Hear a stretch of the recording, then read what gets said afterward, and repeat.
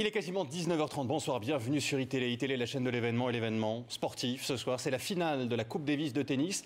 Un partout ce soir à l'issue de la première journée, grâce notamment, Alice, à la belle victoire, c'était il y a quelques minutes, de Gaël Monfils face à Roger Federer. Gaël Monfils qui a égalisé en battant Roger Federer 3-7-0. Ça s'est passé bien sûr devant ce public déchaîné du stade Pierre-Mauroy de Villeneuve-d'Ascq qui a donné de la voix pour soutenir le Français.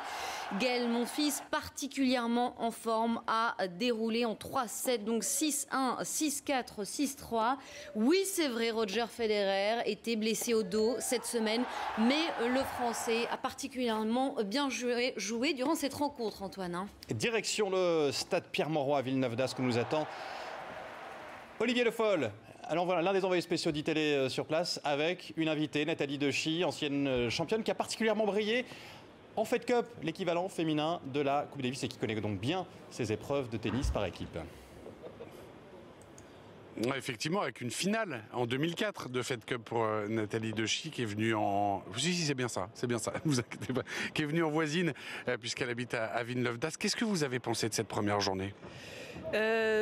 Alors je dirais pas que je l'avais pronostiqué, mais non, un très bon Wawrinka, un Tsonga qui se libère pas complètement et puis un super Gaël derrière, donc voilà, un partout. Je pense que c'est bien, c'est bien pour la France. J'étais impressionnée par ce beau stade, impressionnée par le monde dans le stade aussi, donc une belle journée de tennis quand même. Alors justement, la pression en Coupe Davis ou en Fed Cup, c'est quelque chose de primordial.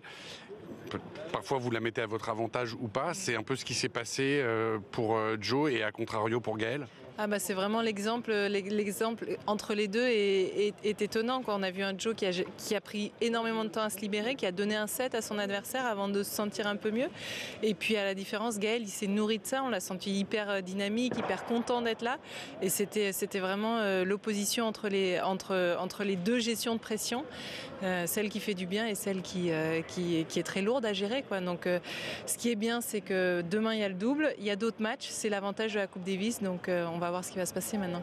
Et justement, le double, Nathalie, va être décisif, a priori demain. Un petit peu d'intox du côté de l'équipe suisse, on pourrait modifier les combinaisons. Je pense qu'on va les modifier très probablement des deux côtés, quoi.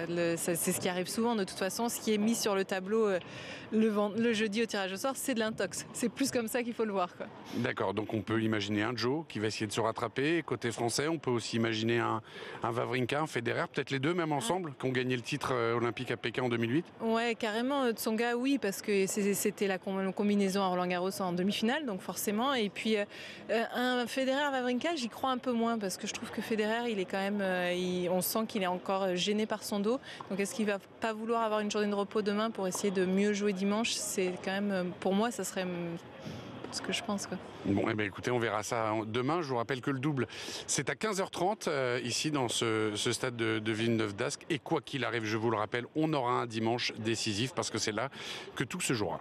Exactement. Et on suivra ça avec vous. Merci Olivier Le Foll, merci à Nathalie Dechy et à Romaric Moins derrière la caméra pour iTélé.